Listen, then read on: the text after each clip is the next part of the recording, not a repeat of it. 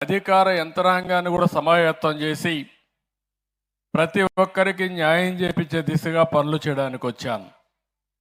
మీ ముఖాల్లో ఆనందం చూడడానికి వచ్చాను. 5 సంవత్సరాల్లో ఈ ఊర్లో ఎవరు నవ్వు ఉండరు. నవ్వితే కూడా ఆ రోజు ఉండేవాళ్ళు మీ మీద కేసులు పెట్టేవాళ్ళు. నవ్వడానికి కూడా స్వేచ్ఛ లేని పరిస్థితి, బయట పోవడానికి కూడా విధి లేని పరిస్థితి. అక్కడి నుంచి ఈరోజు చూస్తే నేను ఒకటే ఆలోచిస్తున్నా, ఏ ఇంటిలో కష్టం వచ్చినా వాళ్ళ ఇంట్లో నేను ఒక ప్రాణ స్నేహితుడిగా ఉండి వాళ్ళని కాపాడుకుంటానని చెప్పి కూడా నేను మీకు తెలియజేస్తున్నా. నేను కూడా సమాజంలో అన్ని నా దగ్గర డేటా అంతా ఉంది, మీకు ఏం అనుమానం అవసరం లేదు. ఇప్పుడు మనకు ఆధార్ వచ్చింది, ఎవరెవరని ఆటోమేటిక్గా ఐడెంటిఫై చేస్తుంది. పెన్షన్ ఇవ్వాలంటే ఇంటి దగ్గరికి వచ్చి ఫింగర్ ప్రింట్ పెడితేనే డబ్బులు వచ్చే పరిస్థితి వచ్చింది. మీరు ఫింగర్ ప్రింట్ పెట్టంగానే మాకు కంట్రోల్ రూమ్కి ఎవరికి ఆ పెన్షన్ ఇచ్చారు, ఎక్కడ పెన్షన్ ఇచ్చారు కూడా తెలిసిపోతుంది. ఒకవేళ ఇంటి దగ్గర ఇవ్వకుండా ఆఫీసులో ఇస్తే అక్కడి నుంచి మళ్ళా మెమో పంపిస్తా ఇమ్మీడియట్గా 1 నిమిషంలోనే. అలాంటి టెక్నాలజీ వచ్చేసింది ఇప్పుడు. రేపటి నుంచి ఇప్పుడు అవన్నీ అనుసంధానం చేస్తాం. ఆ ఫోన్లోనే GPS ఉంటుంది, మీ ఇల్లు కూడా జియో ట్యాగింగ్ చేశాం. రేపు ఏదైనా విపత్తు వస్తే మీ ఇంటికి మందులు పంపించాలంటే ఎవరు రికమెండేషన్ లేకుండా డ్రోన్ పంపించి మీ ఇంటి దగ్గరనే, మీ ఇంటి పైనే డ్రోను దిగే పరిస్థితి వస్తుంది. అలాంటి టెక్నాలజీ అంతా ఉపయోగించే పరిస్థితికి వచ్చాం. ఇవన్నీ ఎందుకు చేస్తున్నామంటే మీకు న్యాయం చేయాలి, పేదవాళ్ళ జీవితాల్లో వెలుగు చూడాలని ఏకైక లక్ష్యంతో నేను ఆలోచిస్తున్నాను. అందుకే ఇక్కడికి వచ్చినప్పుడు మొట్టమొదటిసారిగా నేను పోయింది తలారి సారమ్మ.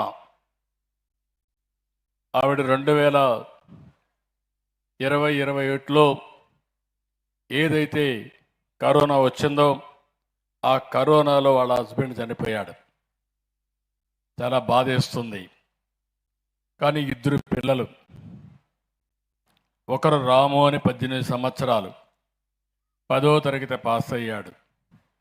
పాస్ అయిన తర్వాత తల్లిని చూసి నేను అండగా ఉండాలి, లేకపోతే ఒకటే పని చేయలేదనే ఉద్దేశంతో ఆయన నిలిచిపోయి కూతురు కృష్ణవేణి 16 సంవత్సరాలు ఇంటర్మీడియట్ చదువుతా ఉంది.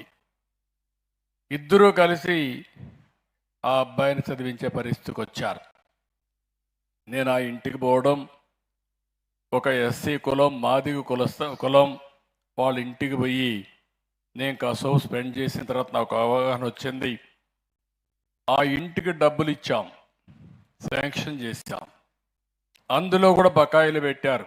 5 సంవత్సరాలు వచ్చిన ప్రభుత్వం ఈ ఊర్లో కూడా దగ్గర ఎన్ని లక్షలు, 25 లక్షల రూపాయలు దగ్గర బిల్లు ఇవ్వకుండా బకాయిలు పెడితే ఆవిడ అప్పుల పాలైపోయి ఒక 38,000 నుంచి 40,000 రూపాయలు ఆవిడకి రావాలి, ఆ డబ్బులు కూడా ఇవ్వలేదు.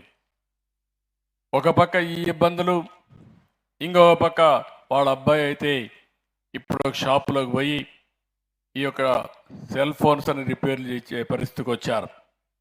ఆ కుటుంబాన్ని చూసిన తర్వాత నాకు అనిపించింది, నేను ఈరోజు ఎన్నో సంక్షేమ కార్యక్రమాలు చేస్తున్నాను. మీ అందరూ గుర్తుపెట్టుకోవాల్సిన అవసరం ఉంది.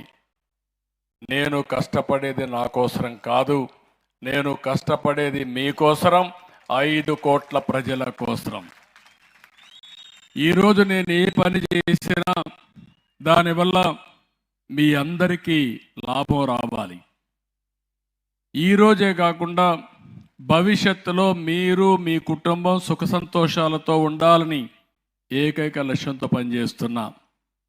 అందుకే మీరు ఒకసారి చూస్తే మిగిలిన విషయాలు నేను మాట్లాడతాను. ఈ కుటుంబాల విషయాలు మాట్లాడిన తర్వాత ఈవిడ్ని చూసిన తర్వాత నాకు అనిపించింది, ప్రతి ఒక్కరికి ఒక ఆలోచన, ఒక ఆశ ఉంటుంది జీవితంలో, ఒక ఆశయం కూడా